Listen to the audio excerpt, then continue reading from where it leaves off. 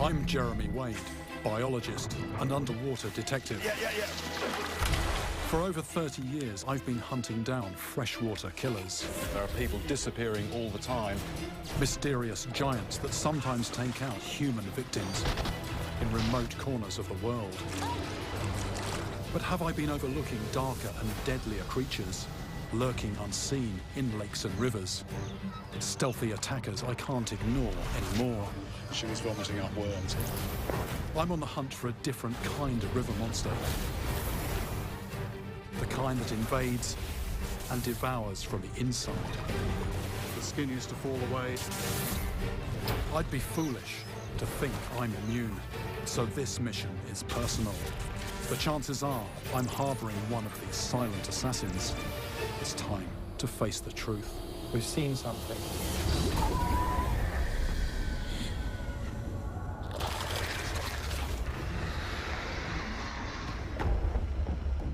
Most of the places I go to hunt river monsters are in the tropics. Africa, Asia, and the part of the world where I spent most time, the Amazon in South America. When I travel, I get inoculated against all the bacteria and viruses that might attack me and potentially kill, such as hepatitis, typhoid, even rabies. But what I can't get vaccinated against are parasites. My crew and I always take important precautions like using insect repellent, filtering water before drinking, and washing hands before eating. But even if you do all these things, you can't guarantee that stealthy invaders aren't going to get to you. And parasites just love the places where I fish. One parasite I didn't avoid is malaria. I caught it in Africa, in the Congo. It felt as though a war was raging inside my body. Suddenly, I was alternating between uncontrollable shivers and burning hot fever. I remember lying on the ground and people stepping over my body, actually saying that I was going to die. Luckily, I came back from the brink. But malaria is just one of a vast number of parasites out there. And I have to confess, I haven't given them much thought because I feel healthy. But recently, crew members have come back from my missions with monstrous stowaways. James was struck down by schistosomiasis caused by a parasitic flatworm. Thousands of microscopic eggs had lodged in the blood vessels around his bladder. Luckily, he was diagnosed and treated, and now he's okay. Doctors also discovered that one of our directors, Dominic, had a white blood cell count that had gone through the roof, the result of a roundworm known as strongyloides. I've been to the same places that they have, and more. So is there a battle being waged inside my body that I'm completely unaware of? I need to uncover the truth. It's time to find out what's living inside me. To do that, I'm going to need some specialized help. These parasites are not your run-of-the-mill invaders and are rarely found in the US or Europe. And some of the best parasitic disease experts can be found at the world's oldest school of tropical medicine in Liverpool. To get to the bottom of what might be multiplying inside me, I'm meeting Dr. Nick Beeching. Hello. Hi, Jeremy. Nice to meet you. Come on in. I understand you go paddling around in rivers some of the time. That is the thing, yes. The people I work with have come back with things.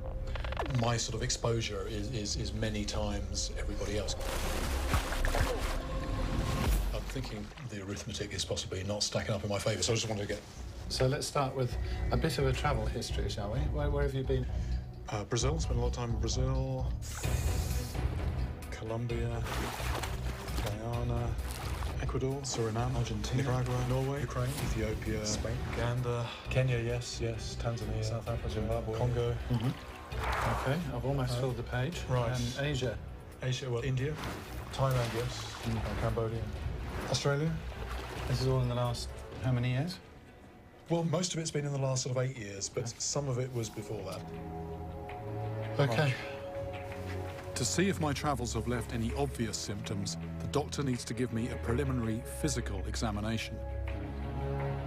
I can just feel the bottom of your liver. It's just below your ribs. Feels quite normal. Okay. Despite the fact that you've not got any obvious disease, the parasites are pretty clever. They can hide away. So we need to do some special tests to see if we can find them. And some of them are sort of special to our laboratory that wouldn't do elsewhere in other places. My blood will be tested for signs of infection to see if a parasite has invaded my bloodstream. Okay. But that's not all that the doctor wants to test. Right, all I've got to do now is fill that up and that.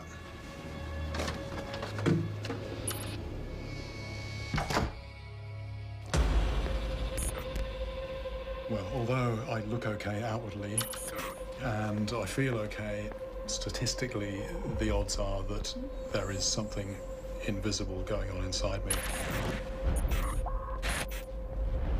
The thing is, I'm not going to get the results now. Everything's gone off to the lab. I'm just going to have to wait for a while. As a trained biologist, I'm compelled to mount a mission of my own. To find out what parasitic enemies are out there and what could be inside me. The region where I've spent more time in the water than any other is the Amazon. And there's no better place to begin my investigation than the city at the heart of the Amazon, Manaus.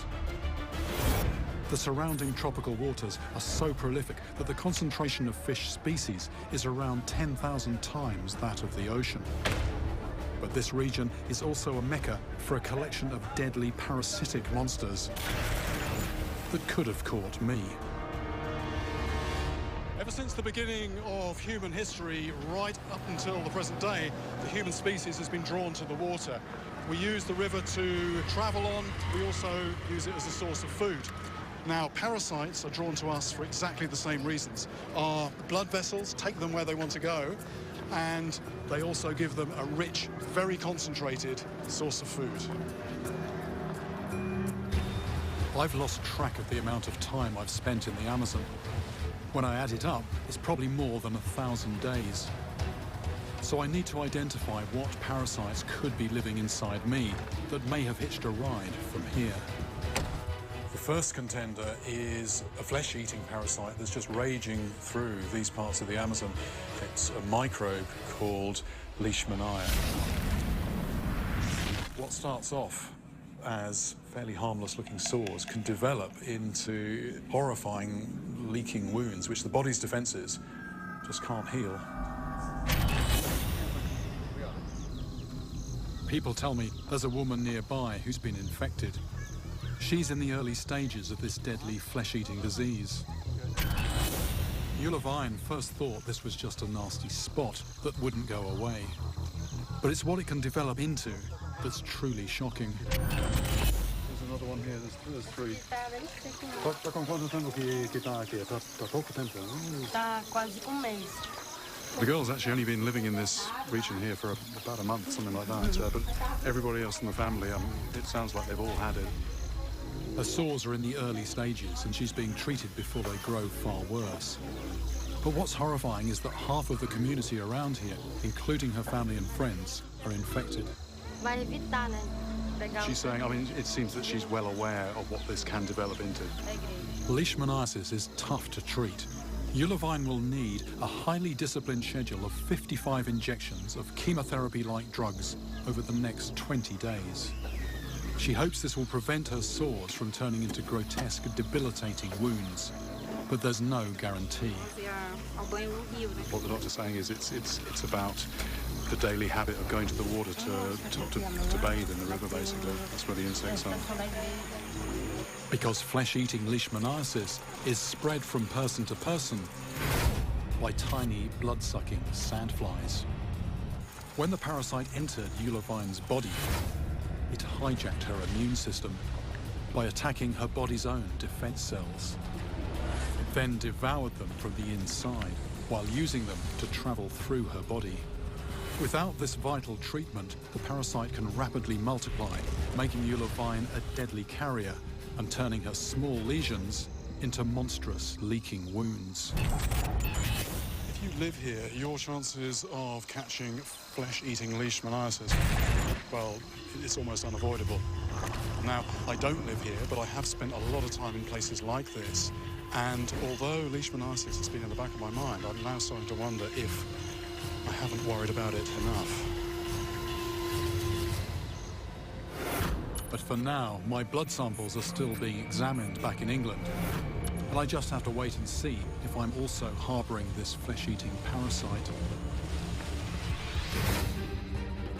Meanwhile, back in Manaus, I get a call from the hospital. A fisherman from deep in the Amazon forest has just been brought in to the specialists. The leishmania parasite is storming through his body. It's out of control, and it's eating him alive.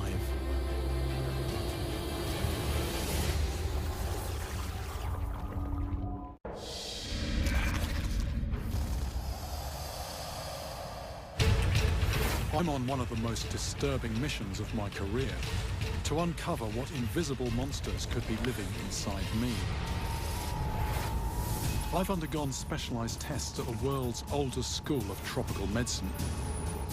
While waiting for my results, I'm in the Amazon, getting up close with a parasitic enemy, leishmania. It's running riot in this fisherman named Ferro, and it might also be lurking in me. What was the first thing you noticed? Que foi a primeira coisa que reparou? E apareceu uma bolhazinha no meio com uns carocinhos ao redor. He first noticed something 5 years ago, a small lesion on his back, and he had some treatment then. It got a bit better. Nasceu de novo já. But then it came back, so it's spreading. Uma queimação. He says that it itches, but there's also pain as well. He says it's like a burning. What surprises me is that it appeared 5 years ago and he was treated at the time. So why is it so bad today? Em torno de 50% dos pacientes não respondem a primeiro tratamento. He's saying that it's quite common for the patient not to respond to the first treatment. It will appear to heal, Para voltar, but then the disease will come back. In Ferro's case, we're talking about a 5-year gap.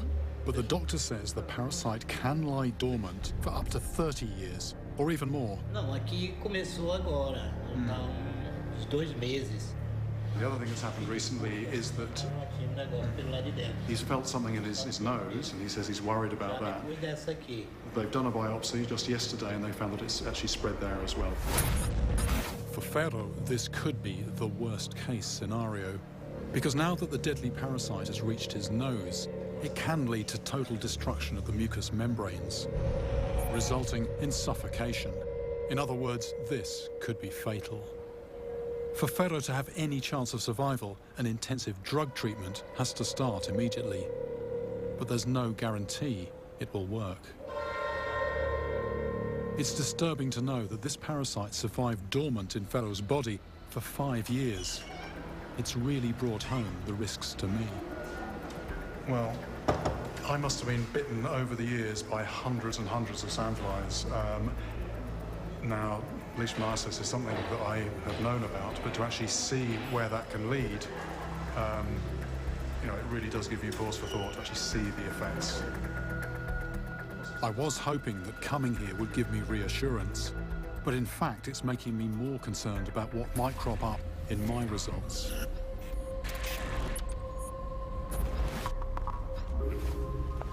I need to make a list of what could be living inside me.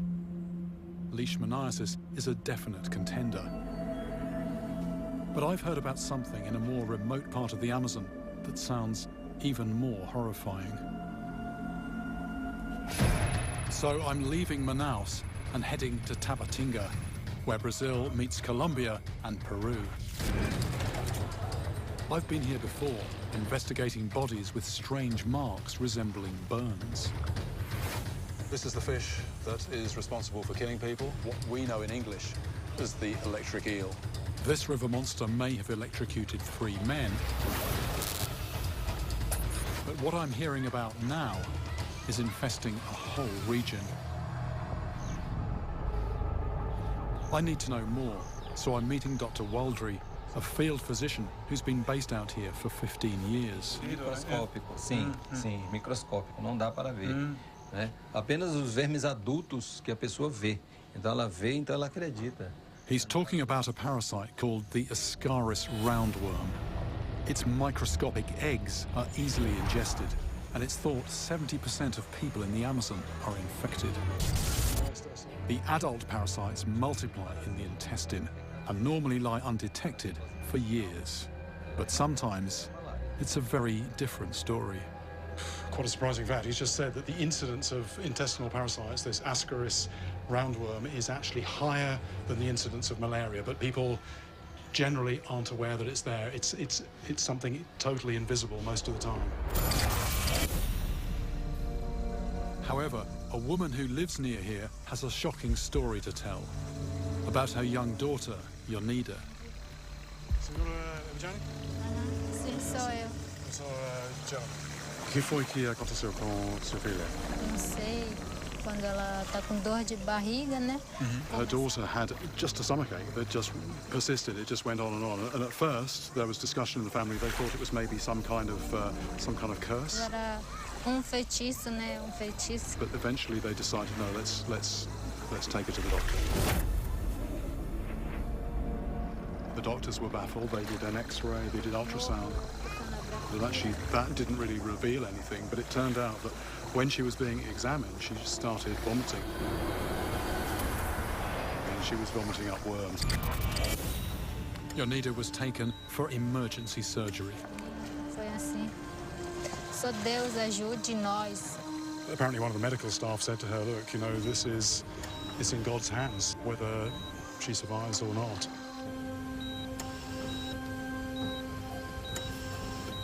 She says that she's got a picture that she wants to show me.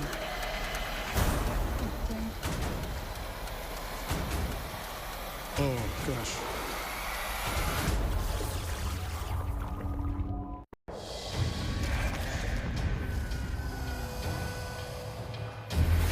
I'm on one of my most sinister missions to find out whether my hunts for river giants have left me harboring deadly invisible invaders.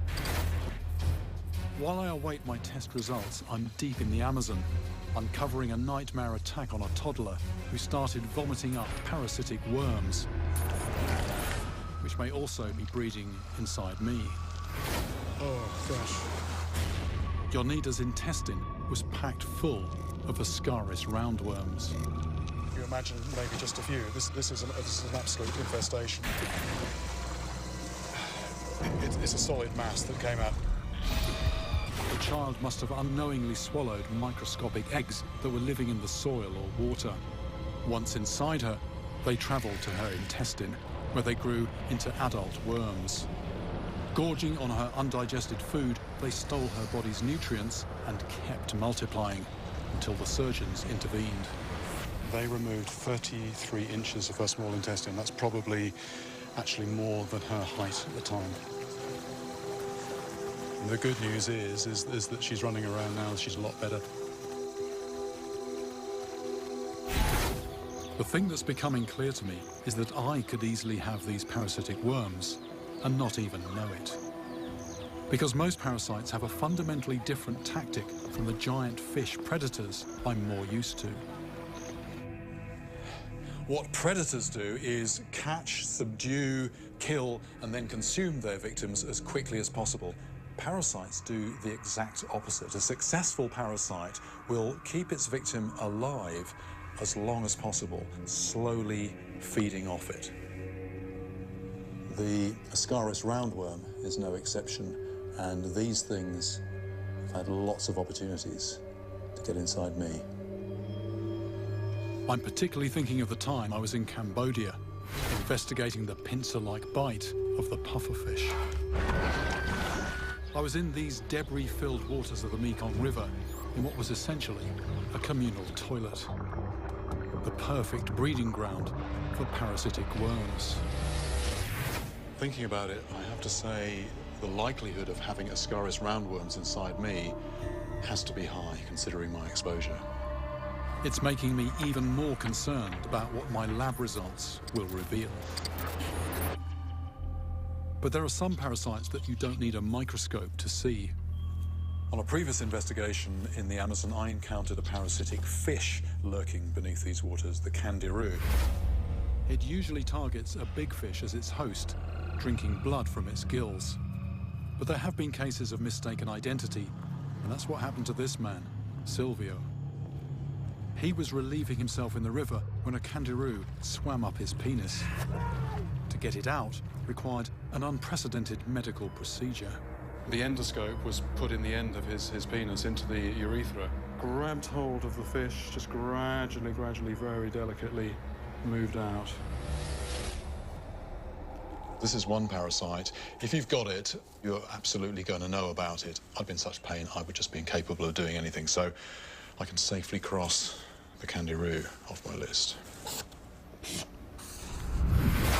Kangaroo attacks are very rare, but there's another visible parasite you're much more likely to find hiding in your body. It's this botfly larva.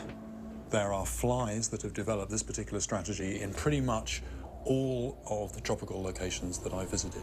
To survive, a botfly larva needs a supply of nourishing blood and a warm place to grow, which makes me, or you, the perfect incubator.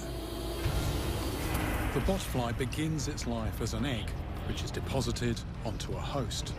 The larva hatches out and burrows into the skin, where it grows, bigger and fatter. Although unsightly, the larva will usually leave its host unscathed. But I've been told about a woman nearby who has fallen victim to a botfly in an unusually horrifying way. And it's making me question whether I've made the mistake of overlooking a darker and deadlier side to this common parasite.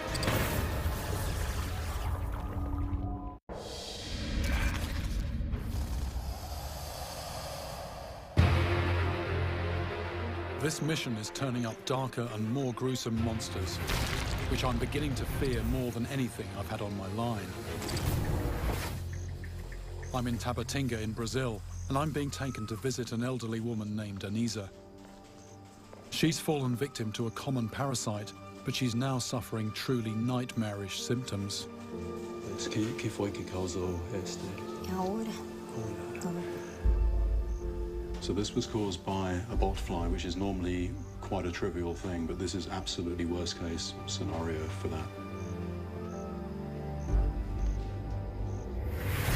If left undisturbed, the botfly larva will normally remain in the body for about 6 weeks. It then burrows out of the skin and falls to the ground. 4 weeks later, an adult botfly emerges. It usually leaves its human host unhurt, but in Anisa's case, this didn't happen. The larva is potentially still in there and has caused a secondary and deadly infection that appears to be attacking her brain. To get to a specialized hospital is a very long journey, and it's probably too late for treatment. I'm told that Anisa wishes to spend what little time she has left at home with her family. I'm actually still trying to process this. That was a botfly that caused that, and that is something that's normally very trivial. You know, it's a bit unsightly, it hatches, it goes, and that's it. But this is, by all accounts, going to be fatal. Should never, ever have got to that stage.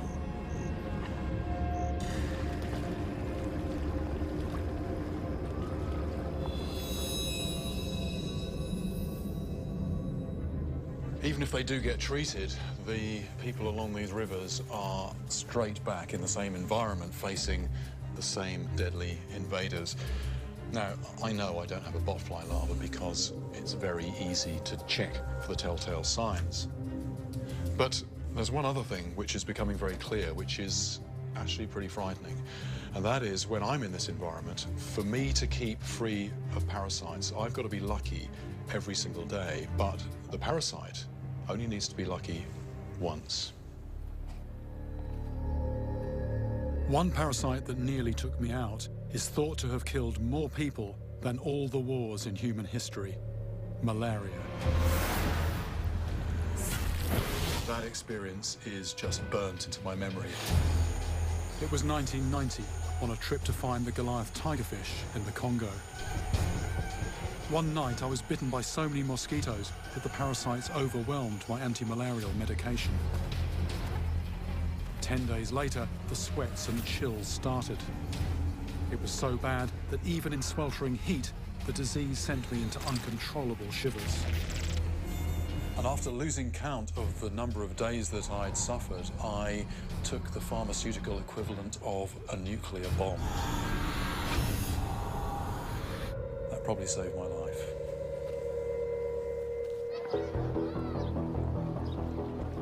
I know malaria is rife in Brazil around the town of Tabatinga, but I'm curious to know how this deadly disease is viewed here.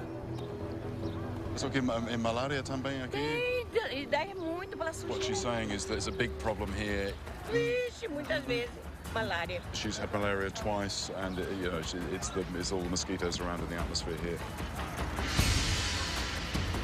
Although curable with modern medicine, one more bite and you could have it again. It's a lottery. Quantas vezes? 7 vezes. Yeah, this man has had malaria 7 times. He went to a medical post, they treated it. Só que ela voltou. He said it didn't work. He actually had a traditional remedy, and he said that cleared it up, and it's not come back for 10 years. He says if I want to understand how malaria is sometimes treated in this remote part of the Amazon, I need to visit a ticuna shaman, a few miles upstream. His patients today are 2 young girls, Maria and Diane, who were struck down by the disease only a few days ago. So what we've done, we've actually cut a piece of vine. That's then going to be boiled up with water to make a preparation to give to the patient. The malaria parasites have travelled to the girls' livers and reproduced. The new parasites then spread into their bloodstream, where they attacked the red blood cells. It's when these cells break apart that the fever and nausea start. This ancient remedy contains a bark, and bark is the source of quinine, a modern anti-malarial drug that we use in the West. It's coming up to that time when the mosquitoes start flying, so I'm well covered up, and then the bits that aren't covered, get the repellent on. This is a US military chemical used in the Vietnam War and commonly known as DEET.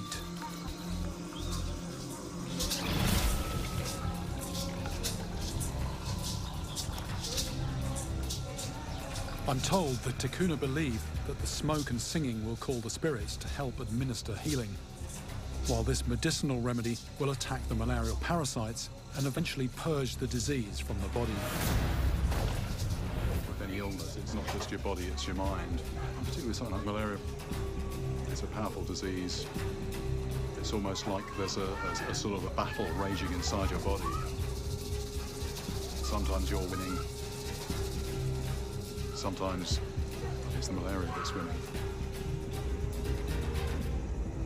If you haven't had malaria, those girls, looking at them, they look fine, but what happens is it intensifies and then it quietens down, and then you actually feel better. And if you didn't know what it was, you'd think maybe that you're cured, but then it comes back, and it can come back so badly.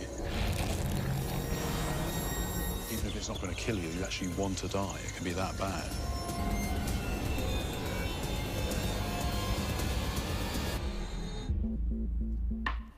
My results should be in any time now, but I need to stay and investigate one final thing: elephantiasis. Most people think of this man, Joseph Merrick, better known as the Elephant Man, when they think of elephantiasis. But his condition was symptomatic of a genetic disorder, not a disease he caught. Elephantiasis is commonly the result of lymphatic filariasis, a massive invasion of a microscopic parasitic worm. It's transmitted by mosquitoes and can cause horrifying and debilitating deformities.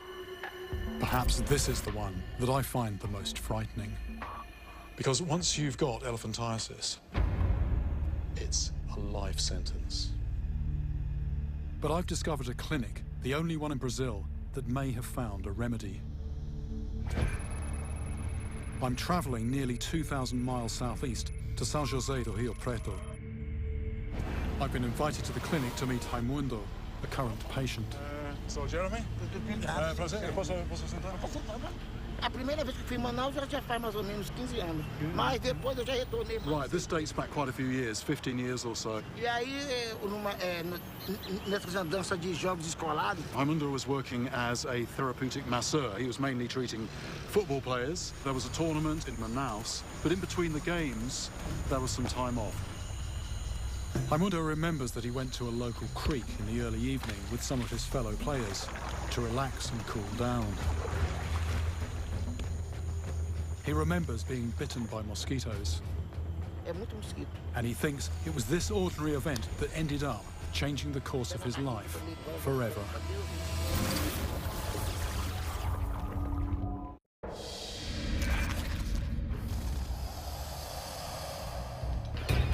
I'm coming to the end of one of my most sinister missions, one that's taken me deep into the Amazon and turned up darker and more terrifying monsters than anything I've had on my line. But there's one parasitic invader that perhaps disturbs me beyond all others. It's the one that causes elephantiasis. It can lie undetected for years. So if my test results back in Liverpool reveal that I have this, well, I simply can't imagine being in Raimundo's situation.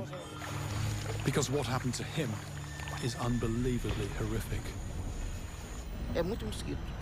Muito.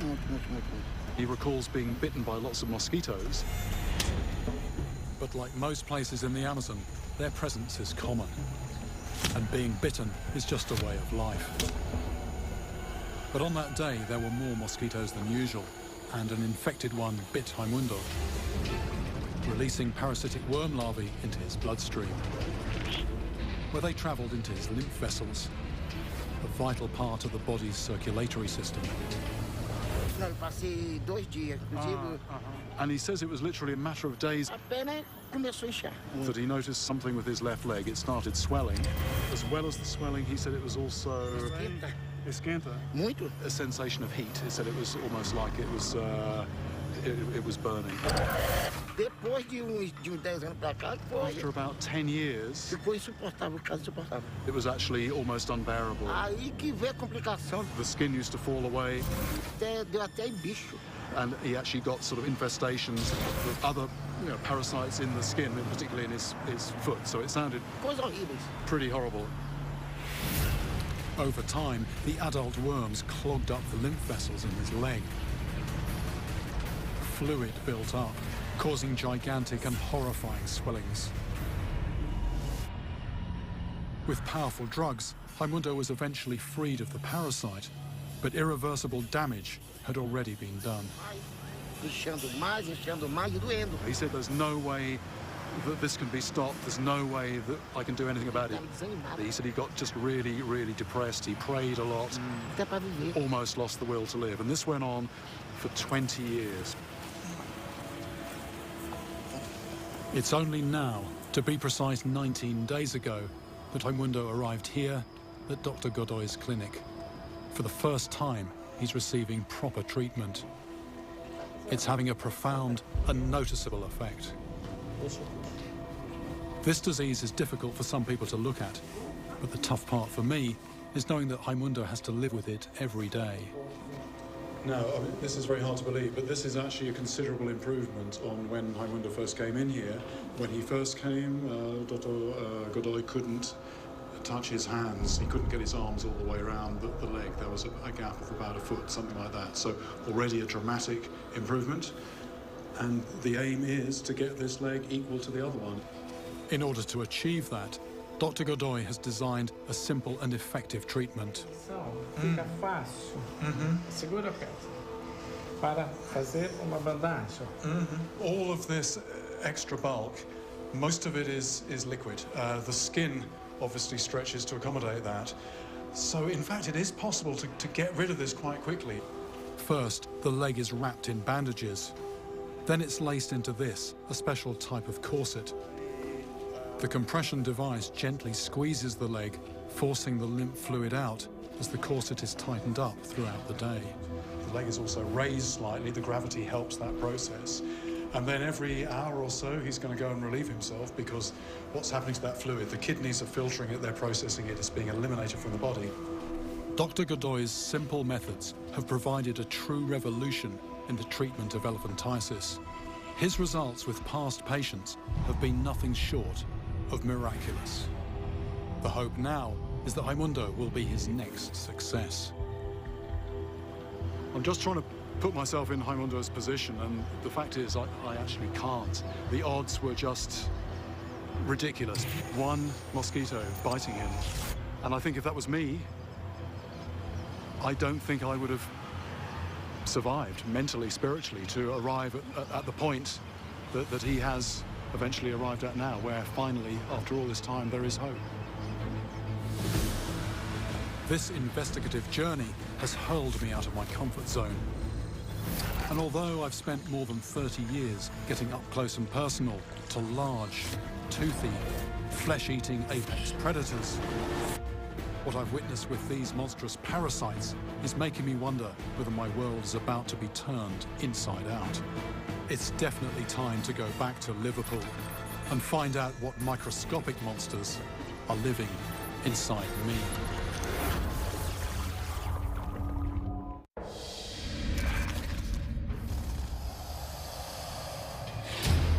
I've been on one of my most disturbing missions ever, hunting down invisible invaders that could be living inside me. Oh, gosh. I've come back to Liverpool, to the School of Tropical Medicine. My lab results are in. I guess this is the moment of truth.